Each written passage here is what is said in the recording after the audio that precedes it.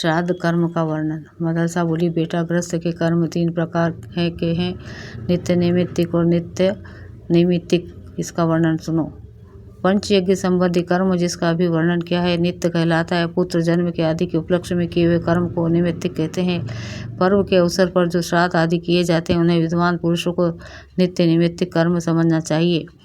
उनमें से नैमित्तिक कर्म का वर्णन करती हूँ। अभ्युदयिक श्राद्ध नैमित्तिक कर्म है जिसे पूर्व जन्म के अवसर पर जातक कर्म संस्कार के साथ करना चाहिए। विवाह आदि में भी जिस क्रम से यह बताया गया है भली भांति उसका अनुष्ठान करना उचित है। नंदी मुख नाम के जो पितर हैं उन्हीं का इसमें पूजन करना चाहिए और उन्हें दधि मिश्रित जौ के पिंड देना चाहिए। उस समय यजमान को एकाग्रचित होकर उत्तर या पूर्व की ओर मुँह करके बैठना चाहिए। कुछ लोगों का मत है कि इसमें बलि वैश्यदेव कर्म नहीं होता।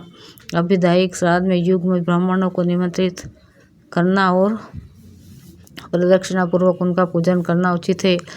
यह वृद्धि के अवसरों पर किए जाने वाला नैमित्तिक श्राद्ध है। इससे भिन्न आर्वदैहिक श्राद्ध है जो मृत्यु के पश्चात किया जाता है। मृत व्यक्ति जिस दिन तिथि में मरा हो उस तिथि को एकोत्तिष्ठ श्राद्ध करना चाहिए। उसका वर्णन सो उसमें विश्वदेव की पूजा नहीं होती है कि पवित्र का उपयोग किया जाता है। आह्वान तथा अग्नोकरण की क्रिया भी नहीं होती। ब्राह्मण के उद्दिष्ट के समीप प्रेत को तिल और जल के साथ अपसव्य होकर जनेऊ को दाहिने कंधे पर डालकर उसके नाम गोत्र का स्मरण करते हुए एक पिंड देना चाहिए। तत्पश्चात हाथ में जल लेकर कहे, अमुक के श्राद्ध में दिया हुआ अन्न पान आदि अक्षय हो, यह कहकर वह जल पिंड पर छोड़ दे। फिर ब्राह्मणों को विसर्जन करते समय कहे, आप लोग सब तरह से प्रसन्न हो। उस समय ब्राह्मण लोग यह कहे, हम भली भांति संतुष्ट है। यह एकोदिष्ट श्राद्ध 1 वर्ष तक प्रतिमास करना उचित है। वर्ष पूरा होने पर जब भी श्राद्ध किया जाए पहले संपिंडीकरण करना आवश्यक होता है। उसकी भी विधि बतलाई गई है। यह संपिंडीकरण विश्व देवों की पूजा से रहित होता है। इसमें भी एक ही अर्थ और एक ही पवित्रक का विधान है। अग्नोकरण और आह्वान की क्रिया इसमें भी नहीं होती है।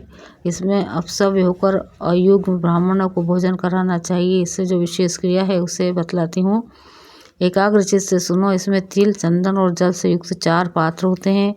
उनमें से 3 तो पितरों के लिए और 1 प्रेत के लिए होता है। प्रेत के पात्र और अर्ध को लेकर ये इत्यादि मंत्र का जप करते हुए पितरों को तीनों पात्रों में सींचना चाहिए।